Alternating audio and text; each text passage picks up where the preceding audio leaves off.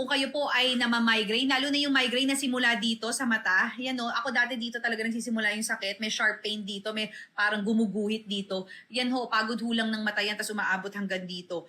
Magle-less ho yan, magle-less ho yung paglalabo ng mata ninyo, magle-less ho yung pagluluha, pagre-red, yung madiin na pikit, tsaka yung masakit na Ate, yung...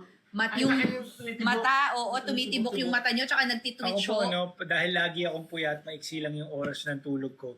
Madalas po madiin yung pikit ko, parang ang bilis lumabo, mapagod, kaya pipikit ako kagad. So sa tulong po ng iBerry, nawawala po yun. So minsan yung habit ko dati na Naka-discount gumagano yung mata ko. So overall eye health po 10.50 ang natutulong ng iBerry. So it helps with overall eye health, lalo na yung with lutein, yung iBerry Gold.